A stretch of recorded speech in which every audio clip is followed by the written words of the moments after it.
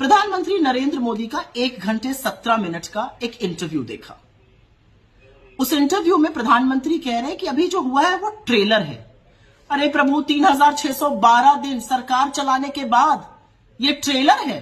ये सुनकर देश की जनता आशंकित हो गई है, भयभीत है, घबरा गई है कि अगर ट्रेलर ऐसा है तो पिक्चर कैसी दिखा सकते हैं। ये ट्रेलर में ही हमने इस देश में 45 साल में सबसे ज्यादा बेरोजगारी, ट्रेलर में ही कमर तोड़ महंगाई, ट्रेलर में ही आटा दही पढ़ाई दवाई सब पर जीएसटी, ट्रेलर में ही हमने महिलाओं को आशंकित, महिलाओं को भयभीत, महिलाओं को बूटों के तले रौंदते हुए, और आप यौन शोषण को कैसे संरक्षण देते हैं अपने बगल में बिठाकर, वो भी देख लिया। ट्रेलर में ही इस देश ने देखा कि कैसे आवाज उठाने वालों की आवाज का दमन किया जाता है। ट्रेलर में ही लोगों ने देखा कि अगर पेपर लीक होता है और अगर लोग नौकरी की मांग करते हैं तो आप उन पर लाठियां बरसाते हैं। ट्रेलर में ही लोगों ने देखा कि अन्नदाताओं पर आप सिर्फ लाठियां ही नहीं बरसाते, आंसू गैस के गोले भी छोड़ते हैं, उनके लिए रास्ते खुदवा देते हैं, उनसे झूठे वादे करते हैं।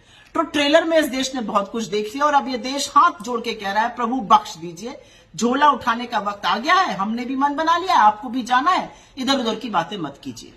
प्रधानमंत्री जी बिना पलक झपकाए आप इलेक्टोरल बॉन्ड पे बात कर रहे हैं। इलेक्टोरल बॉन्ड पे आपके गोरख धंधे की कलई इस देश के उच्चतम न्यायालय ने खोली है कि कैसे चंदा दो और धंधा लो और वसूली रैकेट आप चला रहे थे।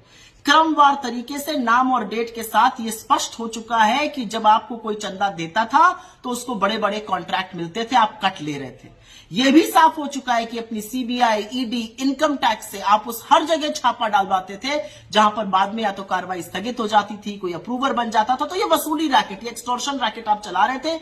इस पर से पर्दा हट चुका है, इसका पर्दा फाश हो चुका है। लोग आपके भ्रष्टाचार की वॉशिंग मशीन से वाकिफ है। तो प्लीज इस तरह की बातें मत करिए। आपके इन जुमलों में 2014 में लोग आ जाते, अब थोड़ी कोई काले धन की आपकी बात मानेगा। काला धन, काला धन, अरे काला धन तो आप लाने वाले थे, 15 लाख बैंक अकाउंट में डालने वाले थे, कहां डाले आपने वो सब पैसे? असलियत यह है कि नीरव मोदी से लेकर मेहुल चोकसी तो किसी को तो वापस आप लेकर आ नहीं पाए। काले धन की बात करते हैं। फिर आपने कहा मैं गारंटी देता हूं प्राण जाए पर वचन न जाए। मोदी जी 15-15 लाख की, 2 करोड़ रोजगार की सालाना, ये सारी गारंटी आपकी है। किसान की दुगनी आय की, 100 स्मार्ट सिटी की, रुपया डॉलर 1 होने की, पेट्रोल डीजल 35 पर आने की, चीन को लाल आंख दिखाने की, सारी जिम्मेदारी तो आपकी थी, सारी गारंटी तो आपकी थी। आपकी गारंटी नहीं, आपके खोखले जुमले होते हैं, उनको आप किसी भी नाम से पुकारिए। और अंत में मैं आपसे एक बात कहना चाहती हूं, अपने मुंह से प्रभु राम का नाम मत लिया करिए। श्री राम हम सबकी आस्था के, हमारे विश्वास के, हमारी परंपरा के, हमारी लोक संस्कृति के प्रतीक है। प्रभु राम मर्यादा पुरुषोत्तम है। अगर उनसे कुछ सीखते तो थोड़ी मर्यादा, थोड़ा सम्मान, थोड़ा आदर जरूर सीखते। आपकी इन सब में कमी है। आप नाथूराम के भक्त हैं, आप नाथूराम का देश बनाना चाहते हैं, आप नाथूराम के पदचिन्हों पर चलते हैं। आपके अंदर नफरत भी नाथूराम जैसी है। तो नाथूराम का नाम लिया करिए, आप श्री राम का नाम मत लिया करिए, क्योंकि श्री राम का जो नाम लेता है वो राम राज्य में यकीन करता है।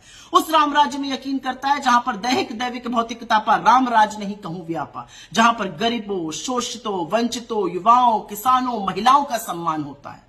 आपके रिपोर्ट कार्ड पर 10 साल बाद बेरोजगारी पर, महिला सुरक्षा पर, उनके रिप्रेजेंटेशन पर, महंगाई पर, आर्थिक असमानताओं पर, हर जगह आप फेलियर हैं। मणिपुर और लद्दाख आज भी अपने प्रधानमंत्री का इंतजार कर रहा है। थोड़ा टाइम निकालिए, वहां चले जाइए। अगले इंटरव्यू में मणिपुर पर बात जरूर करिएगा, नौकरियों पर बात जरूर करिएगा, महंगाई पर अपना मुंह जरूर खोलिएगा। अन्यथा इंटरव्यू देने का क्या फायदा? इलेक्शन रैली में तो बड़ी बड़ी फेंकते ही हैं आप।